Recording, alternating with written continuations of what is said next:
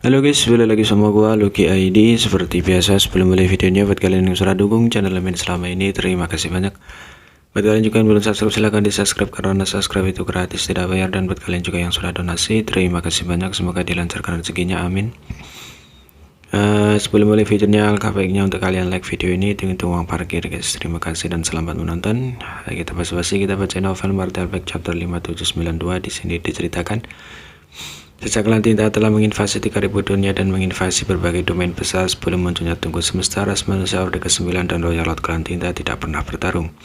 Karena pertempuran yang menghancurkan di wilayah spesial saat itu, hampir semua kekuatan teratas dari dua ras telah jatuh, hanya menyisakan Moyu satu-satunya Royal Lord dari Klan Tinta yang menjaga Noretun pas sepanjang tahun. Situasi di pihak ras manusia sedikit lebih baik. Ada juga Kiao Kiao dan Wuking, dua Master Orde ke-9, tetapi mereka perlu menangani dewa spiritual raksasa tinta.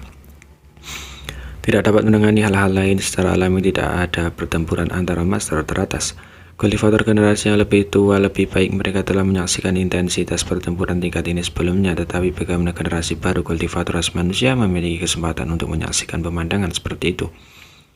Dalam pertemuan mereka, ras manusia Orde ke-9 hanyalah eksistensi legendaris.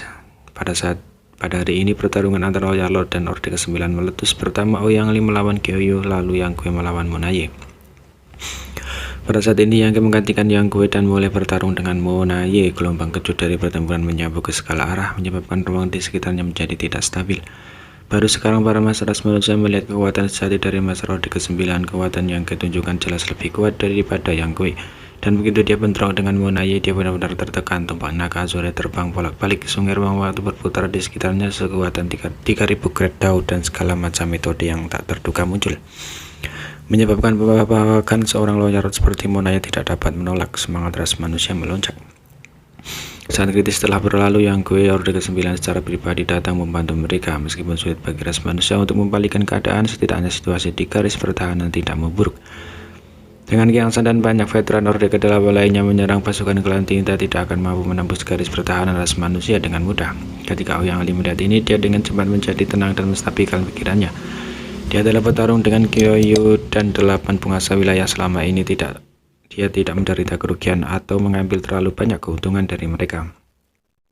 Alasan utamanya adalah karena situasi ras manusia sudah cukup buruk dan segala macam kejadian tak terduga telah terjadi, membuat sulit untuk fokus menyelesaikan pertempurannya dan bertahan melawan musuh dengan sepenuh hati. Pada saat ini dia memenangkan pikirannya dan menemukan cara untuk menerobos musuh, meninggalkan sebagian kecil perhatiannya untuk berurusan dengan Kyoyu, sementara separuh lainnya fokus untuk berurusan dengan 8 penguasa wilayah yang telah membentuk dua formasi pertempuran. Selama dia bisa menerobos formasi pertempuran penguasa wilayah ini dan membunuh mereka satu persatu, Kyoyu sendiri tidak akan menjadi lawannya. Bagaimanapun orang ini telah terluka parah oleh Yang Gue sebelumnya, jadi sulit baginya untuk sepenuhnya menunjukkan kekuatannya. Di berbagai medan pertempuran, intensitas pertempuran menjadi lebih intens dari sebelumnya. Tiba-tiba tawa ringan terdengar dari suatu tempat. Kehambaan membawa sedikit kejutan dan kelegaan. Monaye tertawa, tidak ada tahu apa yang dia tertawakan. Dia jelas dalam situasi yang buruk dan di bawah serangan kekerasan. Yang hidupnya dalam bahaya, tetapi dia masih bisa tertawa. Dia seberangnya serangnya Yang Gue tampang tidak. Saat dia muncul dingin berkata, lucu, hati-hati jangan sampai kehilangan gigimu. Monaye membela diri sambil perlahan menggelengkan kepalanya. Saudara Yang, kamu sangat kuat, tapi kamu lebih lemah dari yang kukira. Kata-kata ini terdengar agak kontradiktif, tetapi itu benar. Ketika Yang Gue menerobos Orde ke-8 dan dipromosikan ke Orde ke-9, Monaye mengira dia pasti sudah mati. Menghadapi masalah manusia Orde ke-9, bahkan jika dia tidak bisa mengalahkannya, Monaye yakin dia bisa melarikan diri. Tetapi melawan seorang seperti Yang Gue yang mahir dalam prinsip ruang, jika dia tidak bisa mengalahkannya, dia akan kalah. Jadi ketika dia melihat Yang Gue maju ke Orde ke-9 dan membunuh Raja Semut dengan satu serangan tombak, Monaye siap mati kapanpun. Namun setelah pertukaran ini, dia terkejut menemukan bahwa Yang Gue tidak sekuat yang dia bayangkan. Harus diketahui bahwa ketika Yang Gue adalah Orde ke-8, dia telah membantai para penguasa wilayah promosi dan penguasa wilayah bawaan seperti membantai ayam dan anjing. Ketika Tuan wilayah promosi Klan Tinta dan Tuan wilayah bawaan bertemu dengannya, mereka bahkan tidak memiliki kekuatan untuk melawan dan sering terbunuh sebelum mereka bahkan bisa melihat wajahnya. Ketika dia berada di Orde ke-7, sepertinya membunuh Tuan Feodal adalah sama dalam imajinasi Monaye. Begitu Yang Gue maju ke Orde ke-9, Raja Klan Tinta manapun tidak akan mampu bertahan melawannya. Jadi dia selalu menganggap Yang sebagai ancaman besar antara Qiang San dan Yang tidak lebih bersedia untuk menyelamatkannya. Sebelum itu dia telah menunggu Yang muncul. Namun semua rencananya tidak berguna. Yang masih menerobos ke orde ke-9. Dalam pertukaran pukulan ini, momentum Yang tidak terbentuk dan gerakan membunuhnya sangat kuat, menyebabkan Monaye bahkan tidak dapat mengangkat kepalanya. Tetapi Yang semacam ini masih dalam ranah kekuatan normal, tidak terlalu kuat. Harus diketahui bahwa kondisi Monaye saat ini cukup buruk. Sebelum tiba di sini, luka-lukanya belum sepenuhnya sembuh dan sedang bertarung dengan arah 8 arah Yang untuk waktu yang lama. Luka-lukanya telah menumpuk dan dia bahkan bertarung dengan Yang. Monaye saat ini bukanlah puncaknya, namun bahkan dalam menghadapi Monaye seperti itu, Yang tidak dapat dengan cepat berhasil. Ini adalah masalahnya. Jadi Monaye tersenyum bukan karena dia pikir dia bisa lolos dari malapetaka ini, tapi karena bahkan jika Yang maju ke orde ke-9, masih ada orang-orang dari klan Tinta yang bisa saling bersaing dengannya.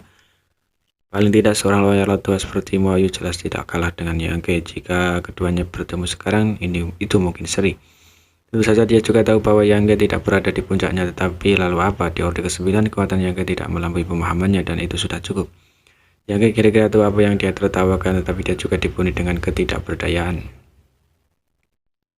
Monaye telah menderita luka berat dan kekuatannya telah rusak. Jadi bagaimana mungkin dia tidak sama?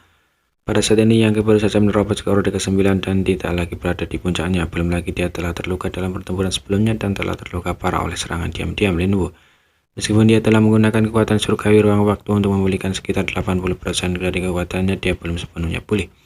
Selain itu, Sendera Fang Tianzi dan Tundra Shadow jauh lebih parah daripada cederanya sendiri. Mereka telah menyatukan tubuh mereka dalam keadaan tidak sempurna, memungkinkan mereka untuk menembus belenggu mereka dan mencapai peningkatan terbatas.